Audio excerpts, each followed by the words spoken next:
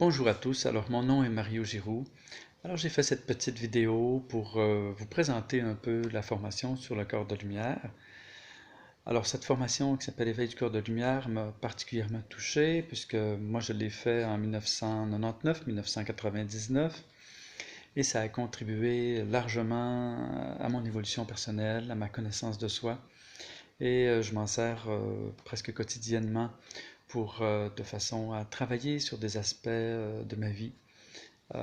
Et donc, ben voilà, je suis très heureux de pouvoir la partager puisque maintenant, en 2005, j'ai suivi la formation d'enseignant qui me permet de transmettre cette formation. Et donc voilà, donc au départ, on pourrait peut-être dire que nous sommes des êtres multidimensionnels. Multidimensionnels dans le sens que nous avons une personnalité, hein. On pourrait dire que nous avons un corps physique, nous avons des émotions, donc un corps émotionnel, qu'on a aussi des pensées, donc un corps mental, personnalité, et aussi on a un corps plus subtil, plus lumineux, donc un corps de lumière. Et c'est un corps qu'on va définir ici un peu comme le véhicule de notre âme.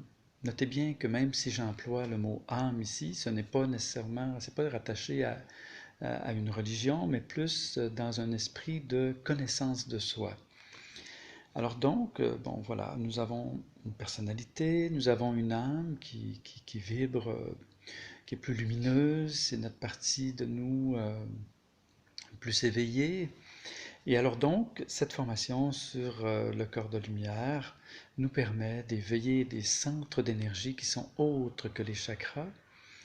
Et ces centres d'énergie-là, ils ont un taux vibratoire plus élevé que les chakras. Ces centres d'énergie-là, ces centres qu'on éveille, eh bien, ils ont un taux vibratoire plus près de notre âme, notre partie lumineuse, notre corps de lumière, que de notre personnalité, que nos chakras. Alors, qu'est-ce que ça va faire, toute cette nuance-là? Eh bien, c'est quelque chose qui peut être très, très important dans notre vie. Parce que la majorité d'entre nous, en tant qu'être humain, ben, on vit dans notre quotidien et puis on va manifester. Alors, ce que j'entends par manifester, c'est tout un processus de nos pensées, nos émotions et nos actions qui vont créer notre réalité sur le plan physique.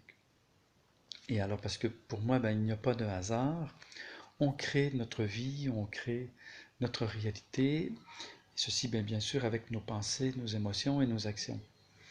Et alors, bien, mais la majorité d'entre nous, bien, on le fait d'une façon très automatique. Et on va le faire également beaucoup à partir de nos blessures, de notre personnalité. Et, euh, et donc, bien, souvent, ça peut être frustrant, on peut vivre des peines, on peut vivre de la tristesse. Et alors, ben, dans notre corps de lumière, dans la formation du corps de lumière, eh bien, on élève notre taux vibratoire jusqu'à notre âme, qui, elle, est beaucoup plus amour, qui est beaucoup plus joie, et donc nous sommes d'abord une âme avant cette personnalité, et donc qui, elle, est en mesure d'avoir une vision beaucoup plus large, beaucoup plus grande de notre vie et de qu'est-ce qu'on est venu faire sur la Terre, entre autres. Alors donc, si à travers ces centres-là, ça me permet de vivre une expérience au niveau de mon âme, au niveau de mon corps de lumière, eh bien, ça peut avoir un impact très important au niveau de ma vie. Pourquoi? Ben parce que ça va, plutôt que de créer notre réalité, entre autres, à partir de justement ce que je parlais tout à l'heure, de nos blessures, de nos automatismes d'enfance ou de nos habitudes ou des parties de nous qu'on aime moins, eh bien, on va se recentrer à notre âme et du coup, ben, on va être beaucoup plus capable, en mesure de manifester notre réalité à partir de cet espace-là, plutôt que de notre personnalité.